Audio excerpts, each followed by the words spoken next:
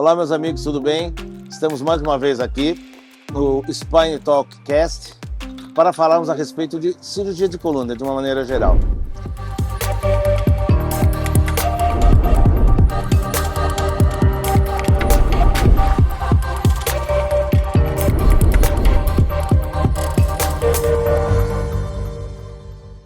Hoje temos a honra de trazer o Dr. Vinícius de Meldal Benites, grande expoente da cirurgia espinhal, famoso em várias áreas da medicina, e que vai falar um pouco com a gente a respeito de deformidade da coluna. Falaremos um pouco sobre deformidades congênitas, deformidades adquiridas, deformidades do adulto, de uma maneira geral. Bateremos um papo hoje, tudo que envolve a parte de desvios dos eixos da coluna.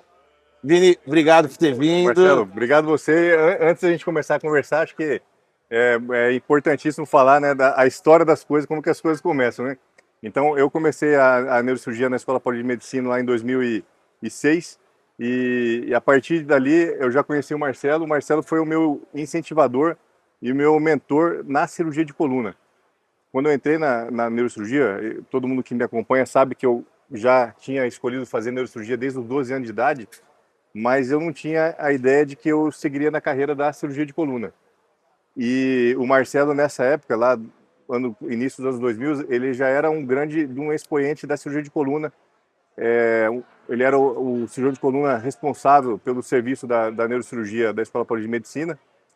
E, a partir disso, a gente começou a conversar, eu comecei a me interessar e ver as coisas que ele fazia. A gente ia em cirurgias fora, lembra? Lembro, a gente operou muitas vezes fora do Hospital São Paulo, então a gente ia operar os pacientes privados dele no Hospital Santa Paulo, no Hospital Oswaldo Cruz, etc., vários outros hospitais. E aquilo foi me gerando um interesse enorme, porque eu gostava muito da cirurgia de crânio, mas eu comecei a ver um mundo que não era da minha habitualidade, que era a cirurgia de coluna. E como os resultados eram também muito interessantes, muito bons, como as técnicas elas estavam ali aparecendo uma em cima da outra, técnicas novas. O Marcelo, ele sempre foi um cara que pensa à frente, então ele fazia essas técnicas as mais atuais possíveis. Me lembro que naquela época a prótese de disco cervical era algo que era meio que um tabu, né? Hoje ainda tem um tabu em cima, né, Marcelo? Naquela época muito mais. E o Marcelo, ele introduziu esse conceito para mim da cirurgia da prótese, por exemplo, entre outros, né, da artrodese e tudo mais. Então, para mim é uma honra enorme estar com você, Marcelo, e acho que pontuar esse começo é bem importante. Bom, sem rasgação de seda, óbvio, mas a gente só incentiva aquele que tem futuro, né? E eu percebo que eu realmente acertei na mão, acertei no meu investimento, que hoje o Vinícius tem essa visibilidade, essa consistência cirúrgica, essa capacidade técnica, esse conhecimento extremamente grande. Agradeço muito o que você me falou, fiquei muito tocado, lisonjeado, e que realmente a gente precisa ter prazer e ter empolgação pelo que a gente faz. Sim. E o Vinícius sempre foi uma pessoa que se mostrou muito empolgado. Sim. E a nossa afinidade do ponto de vista profissional sempre foi muito grande. E graças a Deus, cada um envereda por um lado e faz de uma maneira diferente. Sim. E o Vinícius se dedicou muito dentro da cirurgia da coluna para tratar das deformidades. Recentemente, ele acabou de defender uma tese de doutorado, uma brilhante tese de doutorado, relacionado também com deformidade infantil. Tá? Então, eu queria que você me contasse um pouco, Vini, como que foi o seu começo na neurocirurgia, Tá. seu trilho mais voltado para a deformidade, o que te fez dentro da medicina, neurocirurgia, cirurgia de coluna e cirurgia de deformidade atualmente? Ótimo. Então, a cirurgia de coluna, ela é uma cirurgia que ela acaba ficando um pouco à parte do que é a neurocirurgia e do que é a ortopedia. E ela tanto é a parte que ela virou um foco das duas grandes especialidades. E a neurocirurgia, tradicionalmente, sempre priorizou alguns tratamentos da cirurgia de coluna e a ortopedia priorizou outros tratamentos da cirurgia de coluna. E na minha cabeça, Marcelo, desde o começo eu já achava que se eu fosse me propor a fazer cirurgia de coluna, eu tinha que estar preparado a tratar desde do tumor intramedular, a hérnia de disco, que é a coisa mais comum, e também as doenças de cirurgias muito grandes, como, por exemplo, as deformidades, os tumores, as reconstruções grandes de coluna. E nesse sentido, quando eu terminei a neurocirurgia, eu fui buscar um conhecimento fora do Brasil, que fui buscar o professor Harms, lá na Alemanha, justamente para... E é um ortopedista, diga-se de que é um passagem, é ortopedista, importante falar isso. exato, para suprir essa lacuna da formação na área da deformidade, na área da reoperação e das cirurgias de tumores. E todo mundo me escuta falar sobre o professor Harms também com enorme orgulho, porque eu admiro ele bastante. É uma pessoa que difundiu uma série de técnicas e criou várias técnicas. Ele criou vários conceitos da cirurgia de coluna moderna, né? Desde suporte com Harms Cage até a técnica C1, C2, tipo Harms para fixação de artrodese C1, C2, a hemivertebrectomia para escoliose congênita, a técnica mais utilizada no mundo atualmente e já há muito tempo para artrodese de coluna, que é o TLIF. Então, ele é um sujeito muito à frente do tempo dele. E eu fui nesse intuito e voltei tendo essa bagagem ali de cirurgia de deformidade, reoperação e cirurgias grandes, cirurgias de tumores. E aí a deformidade, ela vai, à medida que você vai dando oportunidades na sua carreira, elas vão sendo devolvidas também. Então eu fui investindo na deformidade, mas a deformidade foi aparecendo para mim. Então muito rapidamente, muito cedo, depois de ter retornado, eu já tive o contato com as deformidades, principalmente infantis.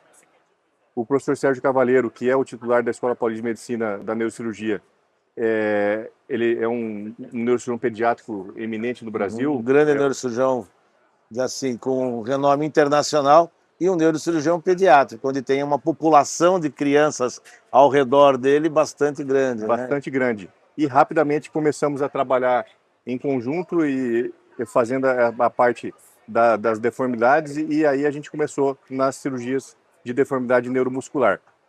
E o começo, eu já consegui aplicar muito rapidamente aquilo que eu tinha aprendido lá na Alemanha, inclusive conceitos que a gente utiliza hoje muito de maneira sedimentada, como, por exemplo, o uso de tração, mas me recordo que quando a gente começou a fazer, era muito estranho para outras pessoas verem um neurocirurgião internando um paciente para fazer tração craniana e ficar 4, 5, 6 semanas internado no hospital para melhorar a condição da coluna e depois a gente fazer uma cirurgia definitiva. Não querendo interromper, mas só para poder fazer uma elucidada para o público, existe uma certa dicotomia entre a cirurgia de deformidade de cunho predominantemente ortopédico e a cirurgia de descompressão do sistema nervoso de cunho predominantemente neurocirúrgico. Nós, eu posso falar de uma maneira bastante tranquila, nós somos cirurgiões híbridos, que sabemos bastante a parte, ou que nos dedicamos bastante à parte da deformidade, a parte óssea, e também estudamos a parte de descompressão. Então, esse hibridismo, essa mistura das coisas, Sim. é que às vezes soa diferente, porque é raro um ortopedista fazer uma lesão intramedular, como é raro um neurocirurgião fazer internar um paciente para fazer uma tração, fazer uma deformidade muito grande. Essa distância entre os dois pontos foi progressivamente diminuindo. E eu, lá atrás, comecei a fazer isso. Eu fui, talvez, um dos primeiros neurocirurgiões. Eu fui convidado pelo professor Eduardo Puertas para ser neurocirurgião do grupo de coluna da ortopedia da Escola Paulista. Fiquei com eles 12 anos e fiz essa minha formação híbrida. E o Vinícius veio nessa mesma toada, fazendo a mesma coisa. Desculpe te interromper, mas é importante para as pessoas entenderem essa diferença entre ortopedia e neurocirurgia, que na verdade hoje é uma coisa que está convergindo para um ponto único. Né? E tanto que a gente pensa dessa forma, Marcelo, que a gente sempre trabalhou dessa forma, sempre atendeu todos os tipos de pacientes com doenças de coluna, e lá na Escola Paulista a gente conseguiu muito rapidamente implementar essa mentalidade, de forma que o nosso residente na Escola Paulista de Medicina, na neurocirurgia, ele tem tanto a formação lá, vendo o que é habitual, as hérnias de disco, as hérnias cervicais, os tumores intramedulares, as doenças de coluna em geral, como também as deformidades, as escolioses de qualquer tipo que elas sejam as escolioses infantis, as escolioses idiopáticas do adolescente ou a escoliose do adulto. E isso é o que a gente briga, inclusive na sociedade, para que essa formação ela seja mais abrangente possível e O que mais aí, convergente o possível, mais né? convergente possível para que o nosso residente ele saia com essa condição de escolher para que lado que ele vai definir, ou se ele vai definir para algum lado, né? Porque a nossa função é formar pessoas ali capacitadas e que, a depender do local onde eles vão atuar, a depender do tipo de vida que eles vão querer levar, do tipo de deformidade, de tratamento de doença que eles vão querer fazer, eles vão seguir a carreira específica ali. Então a deformidade é algo que me atrai e iniciei pela deformidade infantil e depois comecei a fazer, começou a aparecer obviamente as deformidades idiopáticas do adolescente, a deformidade do adulto. E Marcelo, uma coisa que você sabe que eu gosto bastante é da reoperação, da Uhum. cirurgia difícil, aquela cirurgia O complexa, desafio, né? O o desafio desafio. que chega na nossa mão e muitas vezes não tem mais ninguém para resolver, que tem que fazer alguma coisa. Isso é bastante recompensador quando a gente consegue, né? Exato, a gente gosta de fazer casos como esse. E essa vontade, ela se mantém em mim até hoje, e então é algo que eu continuo fazendo, e ela é um tipo de cirurgia sempre desafiadora, nunca é igual, né? Nunca Uhum. um caso já operado é igual ao outro que a gente já tratou. Sempre tem alguma coisa diferente, uma dor diferente, é um parafuso que está quebrado, é uma área com pseudartrose em um local inespecífico, é uma área com uma infecção. Então a gente sempre tem um quadro um pouco complicado, um desequilíbrio, tem ali uma deformidade evoluindo, que a gente tem que raciocinar de uma maneira individual para tratar esse tipo de paciente. Eu vejo o médico como se fosse um detetive, um investigador, que vai atrás das evidências para poder fazer o diagnóstico, entre aspas, da patologia, como se fosse descobrir o autor do crime e propor as principais maneiras de resolver isso. Sim, E isso que eu acho legal na neurocirurgia, na medicina como um todo, mas na nossa área, porque não existe rotina. não, Todo dia é um doente diferente, todo dia é uma coisa nova, todo dia é uma maneira diferente que a gente tem que usar os nossos conhecimentos, eventualmente um raciocínio já bastante sedimentado, mas que todo dia tem uma nuance diferente, alguma coisa que a gente tem que mudar e falar, peraí, esse caso eu tenho que fazer de uma maneira diferente. sim. E assim acontece, por exemplo, nas escolioses infantis, né? Escolioses infantis nós temos alguns grupos de doenças que são bem determinadas. Você tem as escolioses congênitas, as escolioses neuromusculares e as escolioses idiopáticas. São basicamente essas e as escolioses sindrômicas também, mas vamos colocar esses três grandes grupos. A escoliose congênita, cada malformação ela é diferente da outra. Tem uma escoliose congênita que é uma malformação única em cifose, outra que é única em escoliose. Tem as malformações múltiplas, que são várias vértebras malformadas, com hemivértebras, vértebras em borboleta, deformidade de saco, deformidade de pelve. E aí, naquela análise individual, a gente vai ver o melhor tipo de tratamento. Você tem as neuromusculares, que cada doença vai causar um tipo de evolução completamente diferente.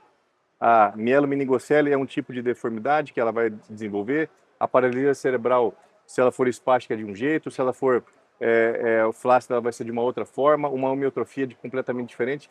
Então, esses aspectos ali, a gente tem que analisar aprendendo todo dia. A gente não adianta achar que conhece ou que tem amplo conhecimento a fundo de cada uma dessas doenças. Cada dia a gente está aprendendo com nossos pacientes esse detalhe novo da doença específica que ele está apresentando, do quadro clínico, e aí a gente vai fazer aquele raciocínio para o tratamento. Então, gosto bastante também do tratamento das crianças. Se a gente fosse falar só disso, a gente passaria horas aqui com esse sol a pino atrás da gente, até o anoitecer, só para falar sobre as escolioses congênitas, por exemplo. E para a gente poder dar um pouco de dinamismo, falar a respeito de várias coisas, conta para a gente assim, imaginando uma escoliose convencional, clássica, de uma escoliose congênita, como que é uma criança normalmente? Como que você aborda, como ela chega para você, o que Uhum. que você faz? Porque assim, pode ser que muita gente que esteja lá do outro lado vendo a gente, Sim, se interesse por umas coisas que muito provavelmente eles não vão aparecer, não vão conseguir não, ver. Nosso universo é um universo que não chega na exato, população normal. Então, se a sim, gente conseguir mostrar um pedacinho dele, nem que seja nesse período aqui que a gente está conversando, sim. acho que pode ser muito útil para muita gente. A gente tem diversas apresentações e uma coisa que eu acho que as pessoas que estão escutando e que não têm nenhuma interação com a medicina, elas precisam ter conhecimento daquilo que chama atenção. Uhum. E na deformidade, o que chama atenção não pode deixar passar. Então, um pai, uma mãe, um parente próximo que veja uma criança com alguma alteração do tronco, o ombro um pouco inclinado, a cintura de um lado diferente em relação ao outro lado, o quadril alterado, ou uma criança que começa a ter uma dificuldade ali no início da vida dela, no primeiro ano de vida, primeiro para segundo ano de vida, para começar a deambular, começar a caminhar, uma dificuldade para sentar, vai inclinando para o lado. Então, são alterações que você comparando com outras crianças percebe que não é o que você esperaria. Tem atenção e leva para uma análise de um colega médico. Isso é muito importante, né? Porque a primeira pessoa que toca a criança é o pai. Sim. E quem olha o tempo todo para a criança é a mãe. Sim. Então, se a gente não conseguir orientar a população de fatores muito nítidos que são, a gente chama de red flags, né? De bandeiras vermelhas, que podem levar a algum tipo de doença que necessite ser tratada, Sim. muitas vezes isso passa e a gente perde a oportunidade de tratar numa fase o mais precoce possível. Sim. E aí a gente tem um outro tipo de criança, que é aquela criança já por volta dos seus 8, 9, 10 anos de idade, que ela vai desenvolver um outro tipo de deformidade. E isso a gente também tem que ter atenção. Porque essa criança, ela também vai ser vista pelo pai, ela vai ser vista pela mãe, mas ela já vai ser vista na escola. E muitas vezes quem pode identificar uma deformidade de coluna nessa criança vai ser o professor de educação física, por exemplo. Uhum. Então, esses profissionais que trabalham com as crianças, os professores nas escolas, os educadores físicos e, obviamente, os próprios pais, eles têm que estar atentos porque a incidência não é tão baixa, né, Marcelo? Uhum. A gente tem ali para a escoliose idiopática do adolescente, essa que vai começar aí a partir dos 8, 9, 10 anos de idade, é uma incidência relativamente alta. A gente tem ali 2% das pessoas, das crianças, desenvolvendo algum grau de deformidade. Então, essa atenção, ela pode mudar o curso do tratamento. Exatamente. Imaginando que uma escola de médio porte tem 1.000 alunos, nós estamos falando de 20 crianças. Exatamente. 20 crianças é um número muito significativo quando a gente consegue intervir o mais precoce possível. Sim. Tratar uma criança de 8 anos com uma curva que pode evoluir durante 6, 7, 9 anos, lá na frente é muito mais difícil do que tratar no início. Exato. Então, essa visão é uma coisa que é super importante. Graças a Deus, o Brasil já tem programas para isso, mas mesmo assim, tem que estar o tempo todo prestando atenção nisso. Olhar as crianças na sua fase inicial do ensino fundamental. Sim. Então, essa atenção ela é fundamental e a partir disso, aí sim, vai procurar um médico. O médico, ele também, acho que vale o alerta para o médico, Marcelo, generalista, ou médico fora da nossa especialidade, porque ele também tem a responsabilidade de não deixar passar um diagnóstico precoce, né? Não achar, parece que está tudo bem e ignorar aquele sinal que às vezes é inicial. Então a gente tem que ressaltar isso porque muitas vezes a gente vê algum médico ou outro pediatra principalmente, que é o que lida com a criança, não tendo essa atenção devida e aí atrasa um pouco o nosso diagnóstico da criança. Imaginando uma criança, então vamos agora falar que talvez a escoliose idiopática do adolescente seja mais comum das escolioses, uma das que a gente pode mais intervir precocemente, e tem uma série de maneiras de a gente poder trabalhar em cima disso. Então, imagina uma criança que chega no seu consultório com 10 anos de idade, com uma curva que os pais viram na escola. Como que você conduz o caso? Conta para como que é o dia a dia dele. Sim. Então, a princípio, tendo essa suspeita, a gente vai fazer primeiro uma investigação para ter o diagnóstico fechado do problema, que é uma radiografia. Então, vai ter a avaliação física do médico e uma radiografia. Com base nessa radiografia, a grande maioria dos pacientes, né, das crianças, elas vão ser suscetíveis a um tratamento conservador inicialmente. E é importante a questão da precocidade do diagnóstico, porque essa precocidade é o que define o tratamento. A gente não pode fazer o tratamento conservador com o uso de colete em pacientes que já têm uma maturidade esquelética, ou seja, pacientes ali com 13, 14, 15 anos de idade. Então, somente os pacientes ali mais jovens vão ser elegíveis para esse tipo de tratamento. Então, Tendo esse diagnóstico, aí a gente vai orientar a fisioterapia específica para a escoliose. Isso é bem importante porque não é fisioterapia geral, não é a fisioterapia com pilates, não é a RPG, é fisioterapia específica para a escoliose, e a gente vai orientar o uso do colete. E aí a recomendação é que o colete seja usado por pelo menos 18 horas por dia, durante um período até próximo ali do início da maturidade esquelética da criança. Então essa vai ser a fase inicial. Crianças que tenham já uma curva muito grande, curvas aí maior do que 50 graus, que estejam progredindo já muito rapidamente, o tratamento vai ser cirúrgico. Aí o tratamento cirúrgico, a gente tem hoje em dia opções de tratamento, pode ser tratamentos desde tratamentos um pouco menos agressivos, tratamentos que mantêm alguma mobilidade da coluna, ou tratamentos mais convencionais. Isso vai depender da idade que a gente vai pegar, do tamanho da curva, da rigidez da curva, né, das perspectivas do paciente, né, o serviço que a gente está tratando. Uma série de aspectos vão ser colocados ali na ponta do lápis para a gente tomar a decisão. Mas o mais importante é que essa decisão ela esteja na mão, na hora certa, do profissional habilitado. Uma coisa que a gente começa a falar sobre escoliose, e é importante a gente falar, é que escoliose é uma doença mais frequente em meninas. Então, por conta disso, a data, a idade da menstruação dessas meninas faz muita diferença para o tratamento. Sim. Conta um pouco para a gente, Vinícius, como é diferente tratar uma menina de um menino cirúrgico antes da menstruação da menina ou depois da menstruação. Então tem vários detalhes importantes. O primeiro detalhe que a gente tem que entender é que a menina ela tem esse marca da primeira menstruação. Antes da primeira menstruação, a menina tem um potencial de crescimento muito mais rápido. E esse potencial de crescimento ele está também condicionado ao potencial de crescimento da escoliose, da deformidade que a gente fez o diagnóstico. Ou seja, uma criança antes da menstruação, ela vai ter um crescimento acelerado da deformidade. A gente tem que ter atenção ali, é a fase ali primordial da gente iniciar um tratamento conservador, por exemplo.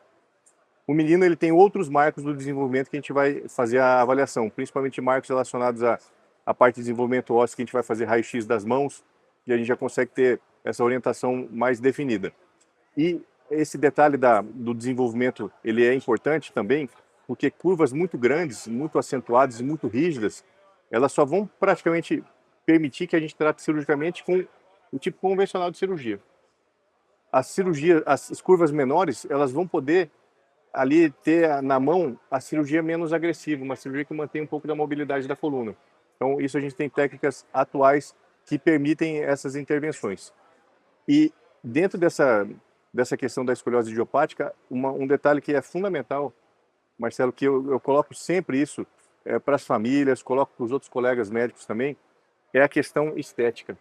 Porque se um médico ele olha uma deformidade e ele só entende aquilo como algo funcional, relacionado à parte da estrutura da coluna, da compressão dos órgãos, etc., e não coloca dentro da conta dele a estética, o quanto de alteração e de impacto psicológico isso vai causar na menina, então ele não está tratando essa menina como de uma maneira global, exato. Então a gente tem que ter atenção global. E a atenção global inclui, primeiro, identificação do problema, a avaliação funcional e observação do impacto dessa relação, quanto que isso gera de impacto na criança do ponto de vista psicológico. Essa menina ela vai deixar de usar alguma roupa por conta da deformidade, ela tem vergonha de ir num ambiente ali de piscina ou de praia por conta da deformidade, ela começa a usar cabelos longos e se retrair mais por conta da deformidade.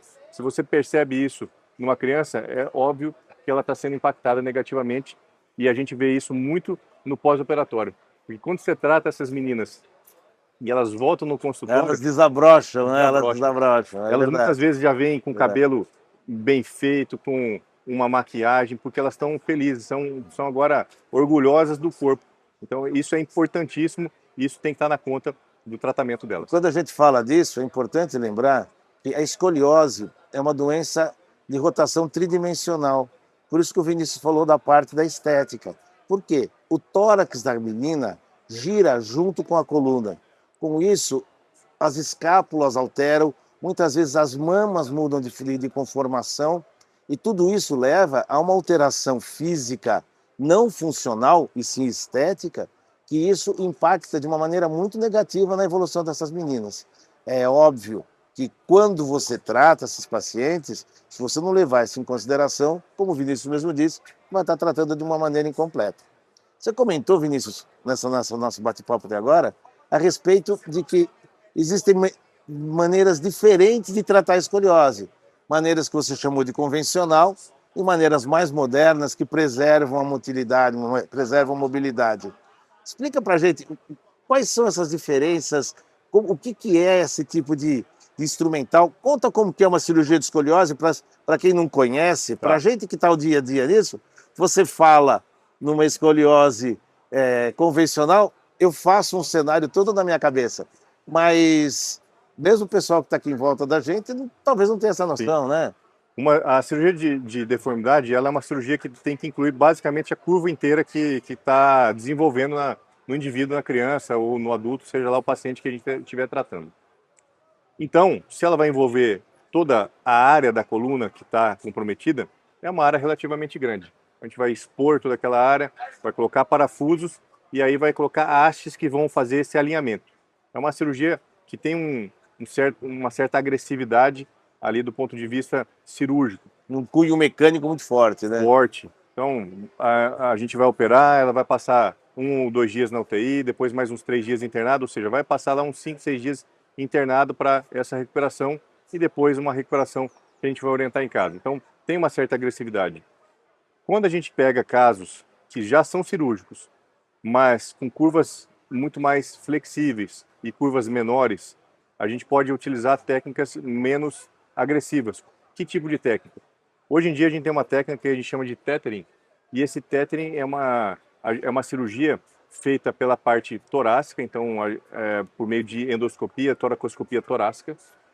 A gente chega na área da coluna que é de desejo, coloca os parafusos e coloca essa banda que vai fazer a ligação dos parafusos. A partir disso a gente vai dar uma tensão e o que era curvo a gente vai esticar e vai ficar retificado. E por ser uma banda e não ser algo de metal, ele tem a mobilidade preservada da coluna. Então veja, ele é bem menos agressivo, a gente vai operar num dia, vai deixar em geral um dia na UTI e no segundo dia pós-operatório, após a avaliação do cirurgião de tórax, a gente já consegue dar alta ou terceiro dia pós-operatório. Então veja, a evolução é mais rápido, menos dor, menos corte, etc. Porém, são casos extremamente selecionados.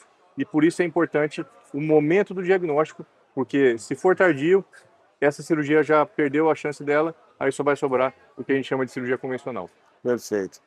Queria agradecer o Vinícius, acho que foi bastante elucidativo. Conversar com quem sabe do que fala vira um bate-papo, né? Ninguém bolou o que ia falar, ninguém programou. Sim. A gente consegue conversar de uma maneira muito tranquila e tentamos passar para quem está assistindo a gente um pouco dessas ideias básicas sobre cirurgia da deformidade. Se vocês quiserem saber mais, o Dr. Vinícius está à disposição, vocês podem procurá-lo nas redes sociais, podem me procurar nas redes sociais, a gente está sempre à disposição para oferecer para vocês. Cumprimentar E aí? essa galera aqui, que isso daí é de peso. Tudo bom? Você tá bem? Beleza? Tá? Que vocês, quando vocês quiserem, nós estamos à disposição para poder apresentar para vocês. Vinícius? Marcelo, extremamente feliz de estar com você aqui nesse bate-papo, como eu falei.